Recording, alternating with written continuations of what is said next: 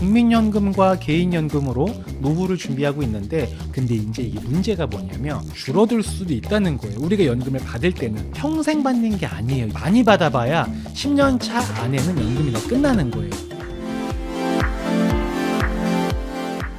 안녕하십니까, 행센 오영일입니다. 일단 오늘은 좀 자극적인, 그리고 현실적인, 그리고 우리가 꼭 알아야 되는 부분을 말씀 나눠볼까 합니다. 연금으로 90% 정도의 사람들이 노후가 망가지고 있다 라는 표현을 써도 문제가 안 될 정도로 심각한 상황이라고 합니다. 그래서 어떤 내용인지, 그리고 우리가 어떻게 대처해 나가야 하는지, 그 부분들에 대해서 같이 이야기 나눠보도록 하겠습니다. 일단 연금이 뭐냐? 연금이란 은퇴 이후에, 은퇴라는 것은 우리가 일을 하지 않는 그 시간인 거죠. 예를 들면 60세 또는 65세에 우리는 은퇴를 희망하지 않습니까? 사실 희망을 하지만 은퇴를 못하는 경우들이 많이 있죠. 네, 이유가 있습니다. 자, 그리고 은퇴 이후에 연금이라는 것은 일을 하지 않아도 돈이 나오게 하는 것, 그게 바로 연금이지 않겠습니까? 그러니까 이런 거죠. 이때 우리가 사회초년생 때부터는 근로소득이라는 게 나옵니다. 그때부터 쭉 근로소득이 나오는데, 이때는 쓸 돈도 있지만 들어오는 돈이 있기 때문에 우리가 살아갈 수가 있습니다. 그렇죠? 근데 60세가 됐건 65세가 됐건 70세가 됐건 우리는 언젠가는 이렇게 은퇴라는 걸 하게 됩니다. 근데 은퇴 이후에는 들어오는 돈이 없죠. 근데 들어오는 돈이 없는데 우리가 나갈 돈은 있죠. 그러니까 문제가 생깁니다. 그래서 우리 인간은 현명한 또 사회적 동물이지 않습니까? 그래서 벌 때 그걸 다 쓰지 않고 일부를 떼어서 연금이라는 걸로 준비를 하게 됩니다. 근데 이 연금은 매년 나오는 금액, 그래서 연금인 거잖아요. 근데 이게 어찌 보면은 자본소득이라고도 볼 수가 있는 거죠. 자, 자본소득을 위해서 우리는 연금이라는 걸 준비를 합니다. 사실 이때 꼭 연금 상품으로 노후가 준비가 되어 있어야 될 필요는 없는 거죠. 연금 상품이 아니라 뭐 상가에서 월세를 받으셔도 되고, 뭐 주식에 배당을 받으셔도 되고, 내가 일을 하지 못하는 그 시기부터 내 돈들이 일을 해서 돈이 나오게 하는 구조를 만드는 게 우리 모두의 미션일 거예요. 굉장히 중요한 일이지 않습니까? 그래서 우리는 딱히 연금이라기보다는 자본소득을 준비해야 되는데, 그 자본소득을 우리는 대부분 뭘로 준비한다? 연금으로 준비를 하고 있더라. 우리가 노후생활비가 얼마가 필요한지를 보니까 평균적으로 243만 원이 적절하다고 합니다. 부부가 이제 노후 생활을 보내는 거죠. 이건 50세 분들한테 그 앙케이트 조사를 한 거예요. 243만 원이 적절하다라고 조사가 됐는데, 그럼 우리는 243만 원을 만들기 위해서 어떤 걸로 노후를, 은퇴 이후의 삶을 준비하고 있는가를 봤더니, 대다수의 분들이 여러분 예상하셨다시피 국민연금으로 준비를 하고 있습니다. 58%가 국민연금이고, 그 중에 또 6.9%에 해당하는 분들은 또 개인연금을 준비하고 있다고 합니다. 그래서 대한민국 국민의 노후 생활은 국민연금 아니면 개인연금이다 라고 해도 무방할 정도로 큰 비중을 차지를 하고 있습니다. 이 파랑 색깔도 좀 큰 비중을 차지하고 있는데, 요거는 현금성 자산인 거거든요. 뭐 은행의 예금이나 적금 이런 것들인데, 사실상 얘는 우리가 노후를 위해서 준비해 놨다고 보기에는 조금은 애매하고, 일단 돈을 다 쓰면 좀 뭐하니까 은행에 놔두자. 근데 이거 어디다 쓸 거예요? 나중에 나 노후에 쓸 거예요. 이런 식으로 대답을 할 수도 있었던 거죠. 그래서 대부분은 국민연금이나 개인연금으로 준비를 하고 있더라 라고 보시면 됩니다. 자, 이제부터 좀 하나하나 챙겨볼 게 뭐냐면, 과연 우리는 국민연금과 개인연금으로 노후를 준비하고 있는데 얼마씩 받고 있을까? 실제로 예전부터 국민연금과 개인연금을 준비하셨던 분들께서는 지금 얼마를 연금으로 수령을 하고 있는지 한번 확인을 해보겠습니다. 일단 국민연금 같은 경우에는요, 20년 이상 납부하신 분들이 평균적으로 94만 원을 받고 있다고 합니다. 근데 이제 이게 문제가 뭐냐면, 94만 원 받는 건 좋아요. 이게 물가도 감안을 해주기 때문에 나쁘지 않을 수 있습니다. 근데 문제는 뭐냐면, 이 94만 원에서 줄어들 수도 있다는 거예요. 우리가 연금을 받을 때는. 자, 왜 그런 거냐면, 국민연금을 좀 공부해 보신 분들은 아시겠지만 국민연금의 구조가 계속 바뀌어 왔습니다. 크게 3번 바뀌었는데요. 처음에 연금이 생겼을 때는요, 여러분 이런 조건이었습니다. 당신 소득의 3%만 내세요. 그러면 당신의 나이가 든 60세부터 일을 못 하잖아요. 그러면 우리가 나라에서 당신에게 원래 받던 급여의 70%로 죽을 때까지 드릴게요 라고 하면서 시작했던 게 국민연금이었던 거죠. 정말 난리도 아니었죠. 88 올림픽과 함께 우리나라가 드디어 선진국 점점 큰 나라, 국가가 국민의 노후를 챙겨주는구나 싶은 생각이 드셨을 겁니다. 아니 100만 원 버는 사람이 3만 원만 내면 60세부터 일을 하지 않아도 70만 원씩 준다는 거예요. 어마어마한 거죠. 근데 예상했다시피 저게 계속 지속될 수가 없죠. 그래서 98년도에 조건이 바뀌었습니다. 3만 원 내던 거, 100만 원 버는 사람한테 3만 원만 내세요 했던 것을 이제는 100만 원 버시는 분한테 9만 원 내세요 라고 하는 거고, 60세부터 연금을 드릴게요 했던 것을 65세로 바꾸게 되는 거죠. 근데 이것도 계속 지속되지가 못했습니다. 그래서 2007년도에는 9%를 내세요. 그럼 65세부터 당신이 받던 소득의 40%를 드리겠습니다 라고 차근차근 바뀌어왔던 게 국민연금이었어요. 근데 어떤 분들은 이렇게 생각하실 수도 있을 겁니다. 아니 지금도 9% 내면 40% 준다는 거 아니냐, 이거 어마어마한 거지 않습니까? 4배가 넘는 거잖아요. 수익률로 치면은 뭐 400% 정도가 되는 거지 않습니까? 근데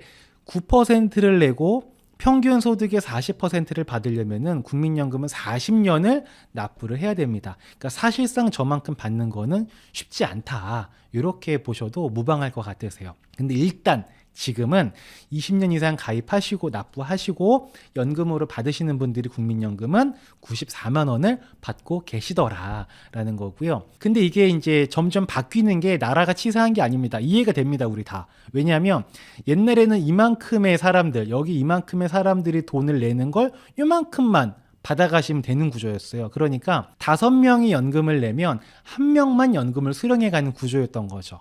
근데 점점 인구 구조가 바뀌고 있지 않습니까? 그래서 지금은 1명이 내면 1명이 받아가는 꼴이라고 얘기를 합니다. 근데 나중에는 1명이 내면 2명이 받아가는 꼴. 그래서 2047년 정도가 되면 국민연금이 고갈할 것이다 라는 얘기가 그래서 나오는 거죠. 그래서 어찌 보면 국민연금을 좀 비하하시는 분들은 국가가 하는 가장 큰 다단계다 라고도 얘기를 합니다. 제가 지금 국민연금을 비판하려고 하는 건 아니고요. 현실이 이렇다라는 걸 말씀을 좀 드리고 싶은 거고요. 자, 두 번째로 우리가 많이 준비했던 노후 대책이 개인연금입니다. 개인연금은 보니까 계약당 수령하는 금액이 평균적으로 연간 293만 원인데 이거 월로 대충 계산을 해보면 월에 한 25만 원 정도를 받게 됩니다. 뭐 25만 원이라도 받을 수 있으면 괜찮은 거죠. 근데 중요한 건 뭐냐면 아래 박스 가운데 거 보시잖아요. 이게 평생 받는 게 아니에요. 25만 원이. 박스를 보시면요. 확정 기간형으로 받는 거. 그러니까 나는 10년 동안만 딱 받고 끝낼 거예요 라고 하시는 분들이 거의 62%, 확정 금액형까지 따지면 거의 한 65% 정도 해당하는 분들이 여기에 해당이 됩니다. 이 확정 기간형이 65%인데 그 옆에 박스를 보시면 대부분 5년 차에 끝납니다. 많이 받아봐야 10년 차 안에는 연금이 다 끝나는 거예요.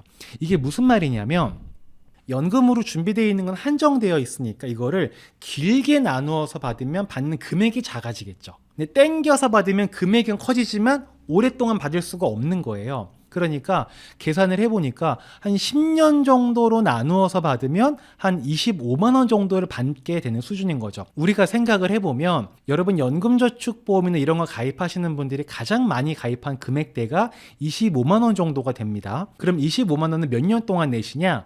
보통은 한 10년 정도 내시는 분들이 굉장히 많으셨어요. 그게 왜 그랬냐면은 과거에 소득공제 한도가 300만 원이었고 연간 불입금액이 300만 원까지 소득공제가 됐고 보통 보험사를 통해서 가입하시다 보니까 10년 납입이 되게 많았었거든요.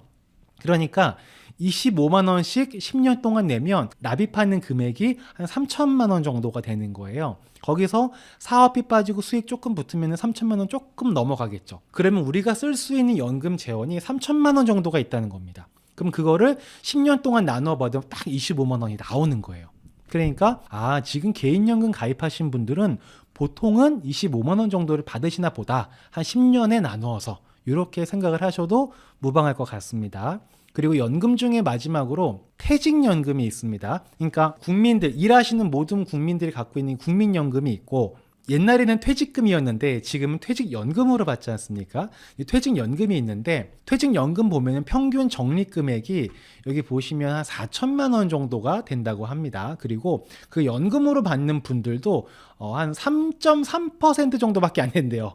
그러니까 100명의 퇴직이면 한 3명 정도만 그걸 연금으로 받으시고, 다 중간에 정산해가지고 뭐 집 사시거나 이런 데 다 쓰신다는 거죠.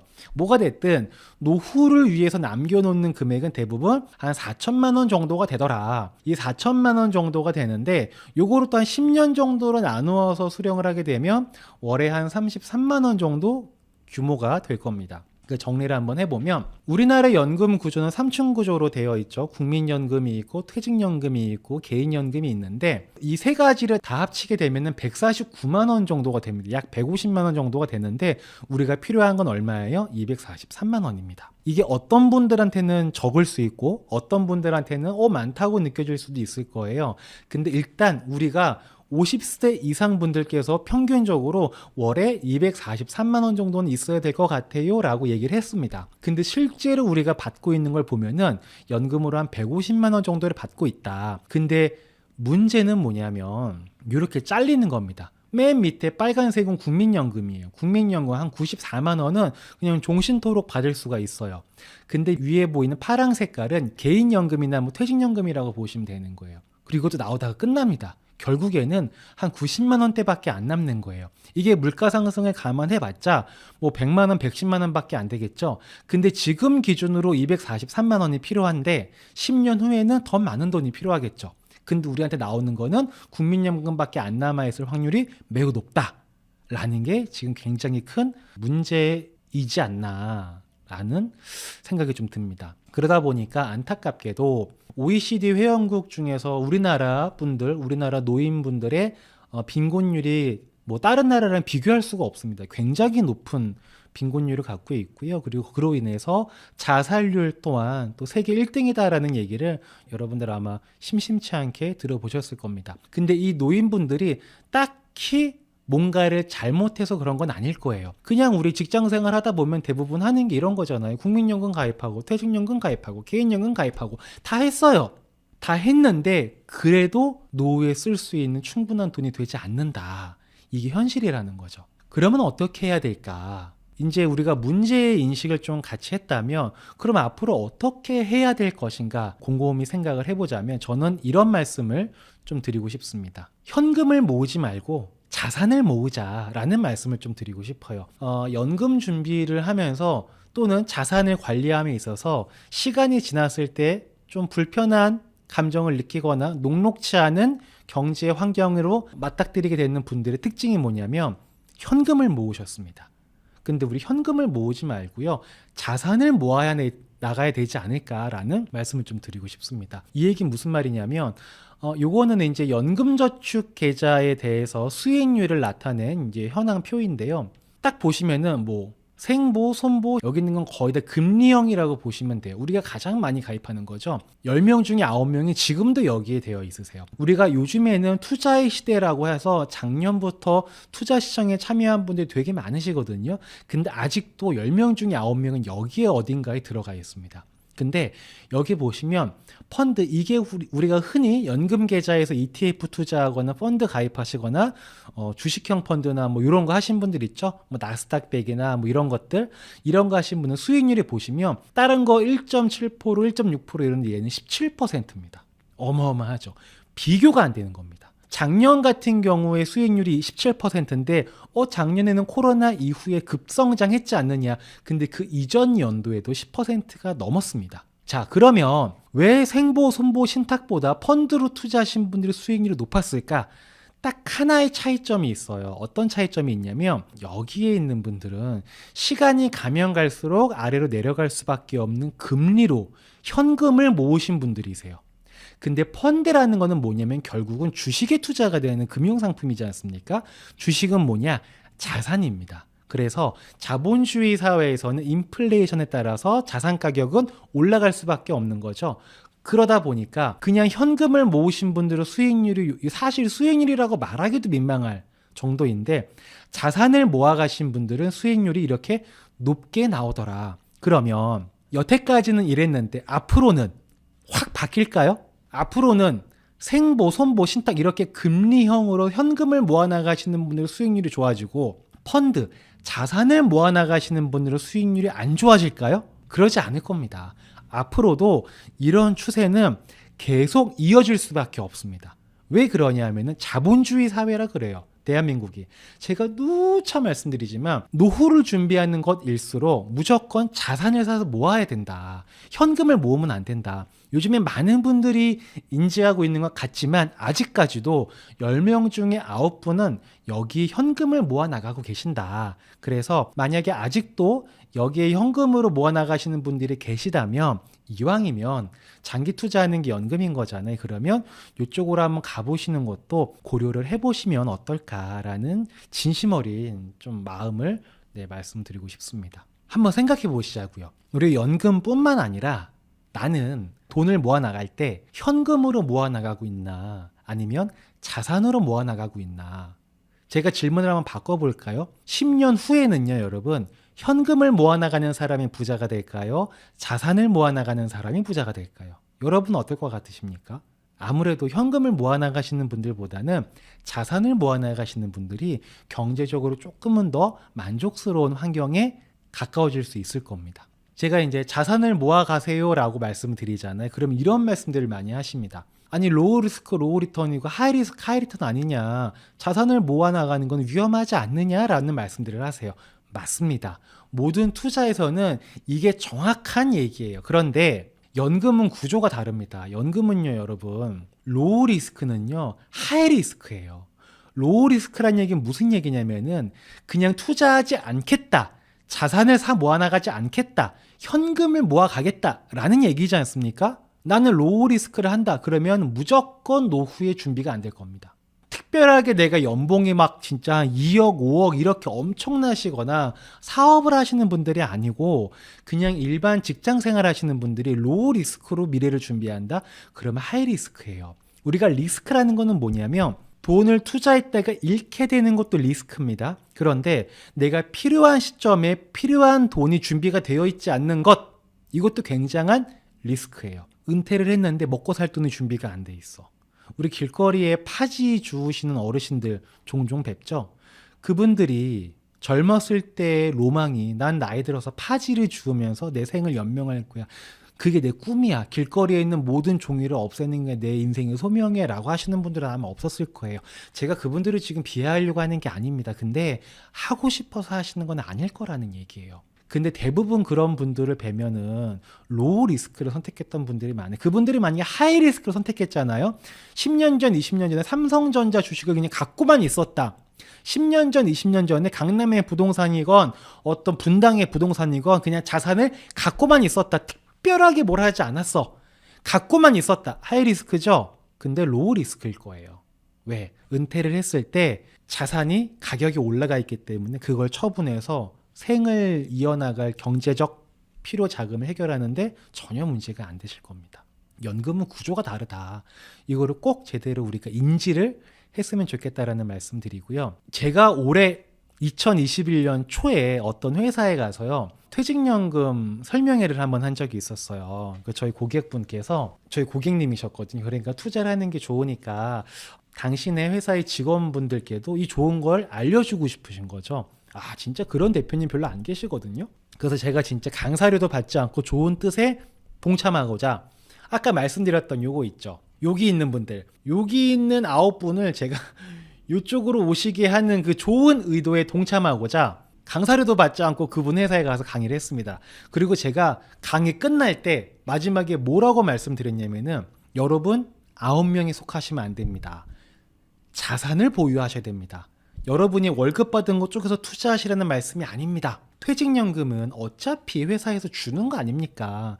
그러면 DB형이 있고 DC형이 있는데 다 DC형이었어요. 그 회사 직원분들. DC형이라면은 자산은 쪽으로 편입을 해 놓으십시오. 그리고 가만히 계시면 알아서 여러분의 노후는 준비가 될 겁니다. 그게 미국인들이 노후를 준비하는 가장 확실한 방법이라고 생각해서 꾸준히 미국인들은 그렇게 노후 준비를 하고 있습니다. 그 결과 미국인들 지금 난리 났잖아요.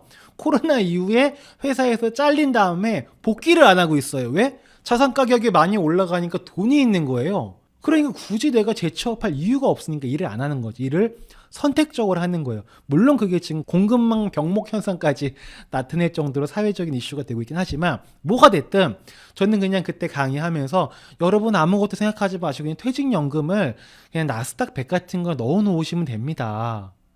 근데 그때 제가 얘기할 때가 이때였어요. 꼭대기였습니다. 그때 많은 분들이 뭐라고 했을까요? 아, 지금 너무 많이 올랐다. 이때 코로나 때까지 쭉 올라가던 게 팍 꺾이고 나서 다시 쭉 올라간 거잖아요. 아, 이거 지금 너무 고점이다. 못 들어간다. 계속 이 얘기를 하시는 거예요. 근데 저는 아니 정말 죄송한 얘기지만 선생님이 지금 주가가 높다고 해서 이 주가가 앞으로 올라가지 않는 건 아닙니다. 정말 죄송하지만 선생님의 뜻과는 관계없이 우상향하는 길로 갈 수밖에 없는 게 자본주의 사회입니다. 근데 그때 이제 퇴직연금을 나스닥으로 옮기신 분도 있고 안 옮기신 분도 있을 거예요. 그쵸? 저는 그때뿐만 아니라 여러분 예전부터 나스닥 100 그냥 사시면 된다는 얘기를 주구장창 드렸었거든요. 한번 보시겠습니까? 이게 제가 얼마나 저도 나스닥 얘기를 많이 했는지. 그냥 우리 나스닥, QQQ 이런 거 사면 되는 거지 않습니까? 누가 봐도 기술주라는 거죠. 나스닥 ETF 그냥 사라는 거예요. 나스닥 하면 되잖아요. 나스닥 100 이거 사면 됩니다, 여러분. 지수형 ETF를 사면 된다. 나스닥 ETF 종목명으로는 QQQ라고 합니다. 바로 나스닥입니다. 나스닥 100 이런 것들이 있죠. 나스닥이나 이런 거에 돈을 넣어놓고 나스닥이나 이런 지수들 있잖아요. 그쵸. 제가 나스닥 얘기 무지하게 많이 했죠. 그냥 나스닥만 하시면 됩니다. 계속 얘기했었거든요. 근데 지금 결과적으로는 뭐냐면 제가 얘기했을 때 그 올해 초에 퇴직연금 가서 강의했을 때가 13,000 정도 됐었거든요. 이때도 난리였었어요. 얼마 전까지 나스닥이 만스탁이 되네 안 되네 막 이랬었는데 벌써 13,000이다. 근데 지금 16,000이 넘어가 있는 상태인 거죠. 또 고점이죠. 그럼 저는 지금도 강력하게 얘기합니다. 연금이라면 1년, 2년 투자할 게 아닌 오랫동안 투자한 연금이라면 다른 거 모르시겠으면 포트폴리오 어떻게 될지 모르시겠으면 그냥 나스닥 100 사시면 됩니다. 전 또 얘기할 거예요. 그럼 또 어떤 분은 이런 얘기 할 겁니다. 아, 지금 너무 올랐어. 그리고 지금 금리 올라가잖아. 테이퍼링이잖아. 공급막 병목 현상이 아직 해결되지 않았잖아. 그리고 지금 신종 변이 바이러스가 또 나오고 있잖아. 어떻게 될지 몰라. 근데 지난 1년 동안 여러분 그런 얘기 없었습니까? 그 이전엔 또 그런 얘기 없었습니까? 그럼 앞으로 있는 게 당연할 거 아닐까요? 그게 있으면서도 계속 등락을 반복을 하면서 결국은 올라가는 게 뭐다? 자산 가격입니다. 근데 우리가 연금으로 부동산을 매수할 수 없고 그렇잖아요. 연금으로 우리가 강남 아파트를 살 수가 없잖아요. 강남 아파트 안 떨어지는 거 다 알아요, 우리들. 근데 연금으로는 그 강남 아파트 못 사잖아요. 그 연금으로 살 수 있는 가장 대표적인 자산이 뭐냐? 나스닥인 거죠. 그 저는 한 가지만 더 제가 나스닥 신봉자인 얘기 한 가지만 더 해드리면은 이런 게 있습니다. 대한민국의 아파트 가격이 떨어질 것 같으세요? 안 떨어질 것 같으세요? 여러 가지 의견이 있을 수 있습니다. 근데 떨어질 수 있겠죠. 떨어지게 수 있겠으나 등락이 있으면서 우상향으로 올라갈 겁니다. 그리고 아파트 가격은 지금부터 반토막 나거나 뭐 이런 일이 없습니다. 왜 그러냐면 딱 간단해요. 정말 간단한 게 우리나라 국민의 75% 이상의 자산이 어디 들어가 있어요? 부동산. 그럼 부동산 가격 떨어지면 정치권 어떻게 돼요? 표 어떻게 돼요? 표 잃게 되겠죠? 우리나라는 부동산 가격이 흔들리거나 안정화되어 있지 않으면 그 정권은 살아남을 수 없습니다. 심판을 받게 된다고요. 왜? 우리 돈이 다 부동산이 들어가 있잖아요. 지금 문재인 정권도 지금 위태위태하잖아요. 지지율이 떨어졌던 요소들 중에서 가장 큰 게 지금 다른 게 아니라 부동산 가격이거든요. 왜? 피부로 와닿거든요.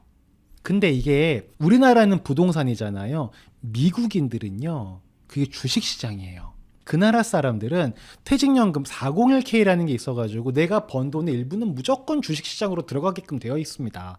그러니까 거긴 주가 떨어지면 난리가 나는 거예요. 떨어졌다가도 다시 회복시킬 수밖에 없고요. 그리고 미국은 기축통화잖아요. 그리고 또 한 가지, 미국의 기업들이 보통이 아닙니다, 여러분. 지금 뭐 중국이 따라가네 마네. 물론 중국도 기술이 많이 좋아졌겠죠. 근데 저는 이 여러 가지 얘기 중에 단편적인 얘기인데 구글이 지금 양자 컴퓨터를 거의 이제 성공시켰잖아요. 물론 이제 옛날로 치면 이제 컴퓨터 초창기에 애니악 같은 정말 기초적인 단계이지만 양자 컴퓨터라는 게 가능하구나라는 걸 성공을 했습니다. 근데 양자 컴퓨터가 그 친구를 정말 상용화를 시키잖아요. 그러면 세상을 지각 변동시킬 겁니다. 우리가 컴퓨터가 생기기 전과 컴퓨터가 생기고 난 이후의 삶이 완벽하게 달라졌잖아요. 그만큼 양자 컴퓨터가 실제로 쓸 수 있는 정도의 기술이 개발이 되잖아요. 그럼 세상이 완전 천지개벽이 할 거예요. 그런 기업들이 딱 미국에 모여있고 미국에서 나스닥에 다 상장이 되어 있는 거예요. 그런 회사를 사서 모아나가면 된다. 근데 우리가 지금 이거 비싸다고 해요. 많이 올랐다. 맞아요. 많이 올랐죠. 옛날에 비하면 많이 올랐죠. 그리고 이 나스닥에 떨어지려면요, 세상의 통화량이 줄어들어야지만 떨어질 수 있을 거예요. 근데 세상의 통화량은 늘었다 줄었다 늘었다 줄었다 하는데, 늘었다 주는 게 아니고 늘어나는 양이 많이 늘었다가 적게 늘었다, 많이 늘었다 적게 늘었다 하면 계속 늘어날 겁니다. 요거는 자본주의를 이해하시는 분은 다 무슨 말씀인지 알 거라고 생각을 해서 거기까지는 설명드리진 않을게. 다음에 기회가 되면 왜 자본주의는 돈이 늘어날 수밖에 없는지, 왜 우리는 빚이라는 것으로 자본주의 사회는 돌아갈 수밖에 없는지, 요거를 좀 이해하실 필요성이 있는데 요건 다음번에 기회가 되면 말씀을 좀 나누겠습니다. 자, 그래서 오늘 마지막 질문은 이겁니다. 나는 현금을 모으고 있나 자산을 모아 나가고 있나, 이걸 한번 생각해 볼 수 있는 기회가 됐으면 좋겠다. 자, 오늘도 부족한 제 얘기에 이렇게 경청해 주셔서 너무나 감사합니다.